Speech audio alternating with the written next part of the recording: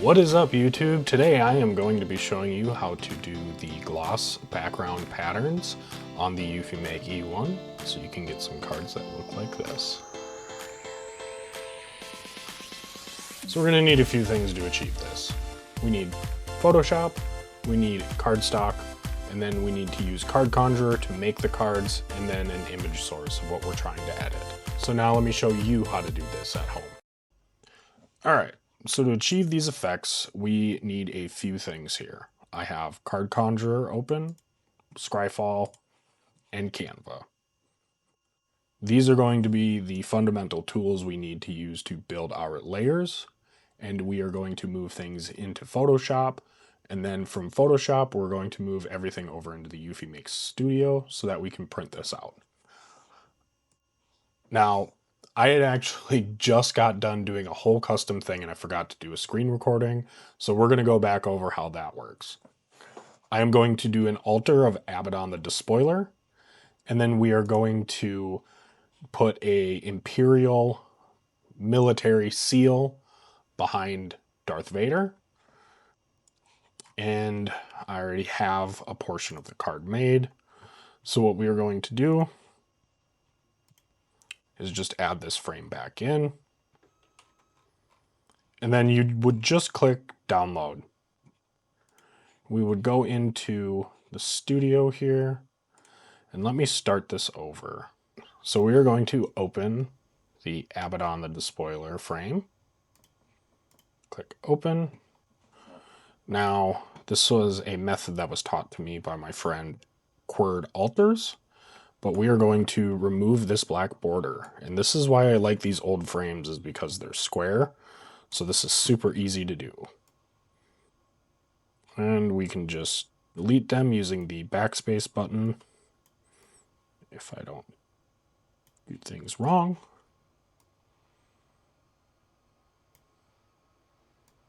Left a piece right there. Perfect. And now we have this with the transparencies. We are going to go find our image. So we're going to click Place Embedded.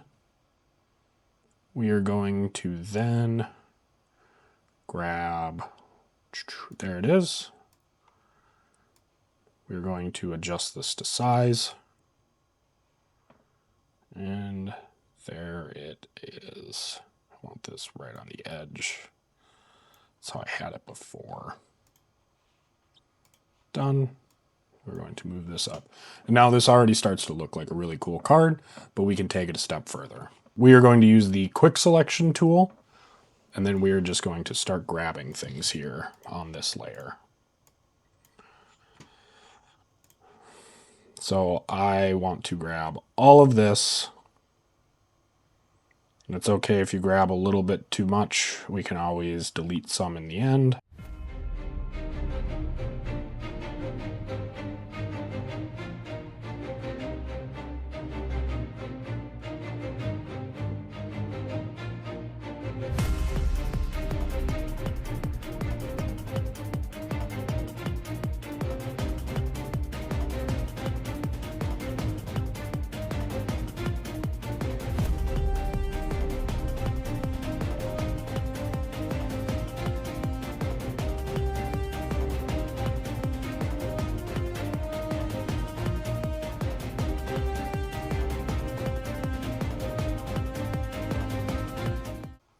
All right, so this is looking pretty good.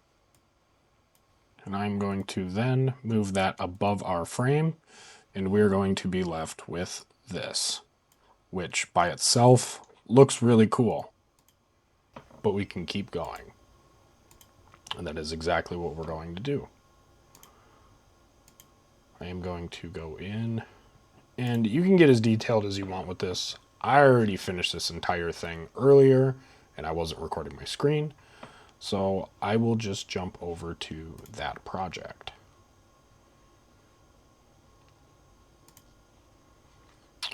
This is how I have this set up. And you can see in the background here, I have a black Imperial military seal. And how I did that was inside of Canva. So you can see over here, I have this pattern. And all I did was just take one of these, copied it, and then across the whole row, and then staggered it, and then just continued that until I had a nice pattern. And the important part about this entire thing is to make sure that our pattern is cut out so that it is sitting in between each of our layers. So what you can see is right here, the pattern is what's going to give us that raised gloss effect that sits behind our spot foiled layers. And it's really cool, but it is very important to make sure that this layer is the top layer. And how we achieve that without it going over the entire card is we use a series of object selection to select this layer right here and make sure everything is highlighted. So you can see here, if I just go in and grab everything, computer is having an aneurysm. But you can see here, I can still see some of these floating lines. I want to grab those.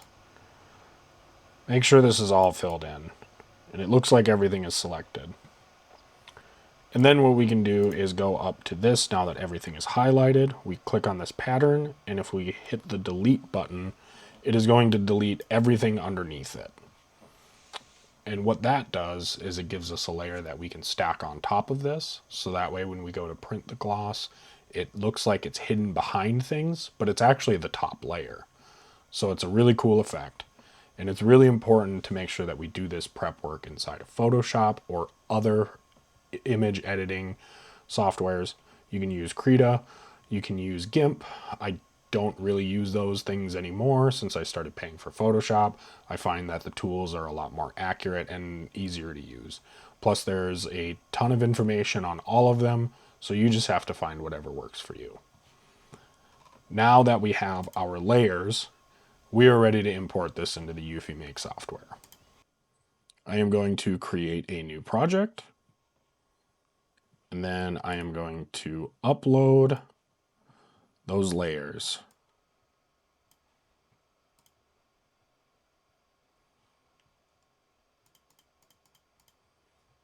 And if you don't change the sizes, it should not corrupt the files. So now what we need to do is we need to set our layers. So this is our background. We want this to go all the way to back. And then we want to grab the pattern and we want to bring that to the front. And then we are going to group this, and that allows us to change it down to size. So a standard card is 88 millimeters by 63, and I like to give myself 0.5 millimeter for some error room when I go to cut it.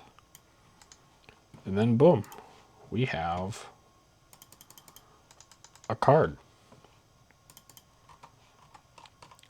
Now this is where the magic happens. We need to set the print layers for our print.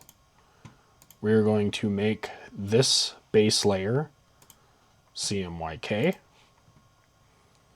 We are going to select this gloss layer because it did not move it to the front. We want to bring it to front. And I have to ungroup it to do that.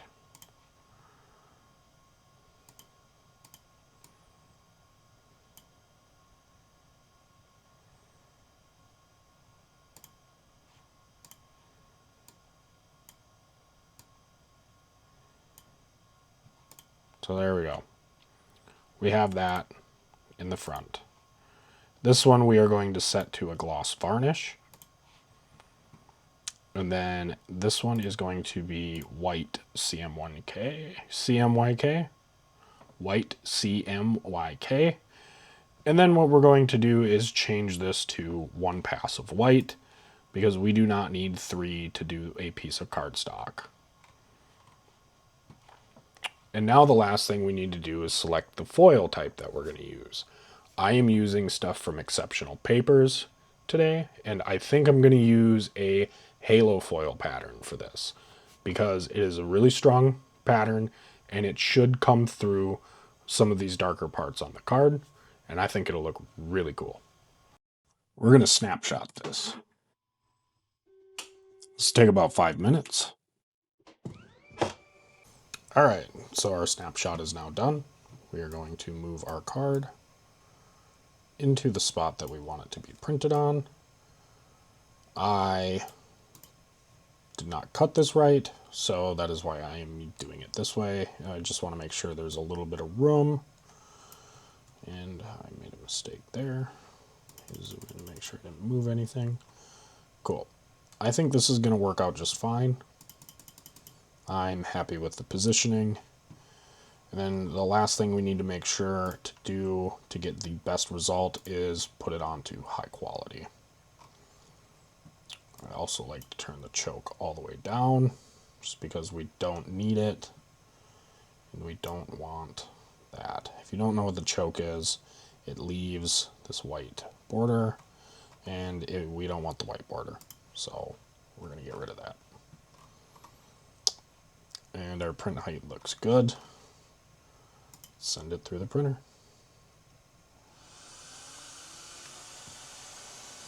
So as this is going, it's important to remember that this is a totally different process than putting something into an Epson and printing it like that. But the result is going to be something that is totally unique. You can easily do front and back sides of cards, and you just can't replicate this with just anything. And it's a machine that does this. So this is going to take 10 minutes to print. It is going to take 0.28 milliliters of ink, which is really not a lot, but once again, it's a single card. So we are going to click start, and I will see you guys in 10 minutes.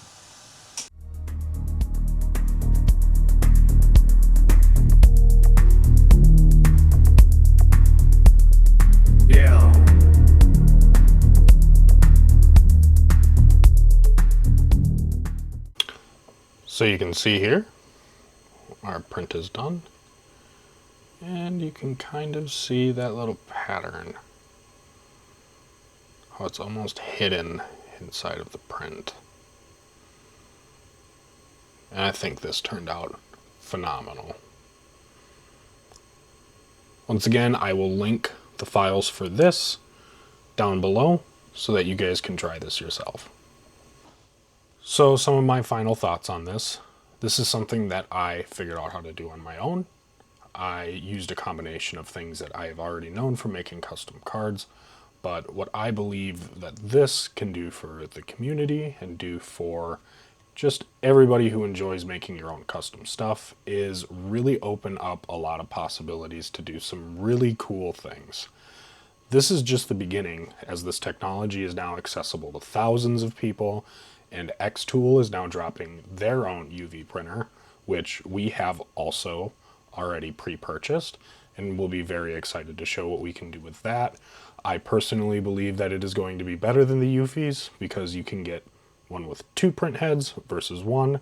We have 2 of them, and we're hoping that one of them can do maybe a work of 1.5 of these, because 2 print heads is going to mean faster speeds and probably more control over the gloss channels, white channels, and stuff like that. But these are really cool, and I'm happy that I could come to show you guys so that you guys can do what you want with them and make some really unique things all on your own. So I hope you guys enjoyed. Please like and subscribe this and share it with somebody who makes proxies. Peace.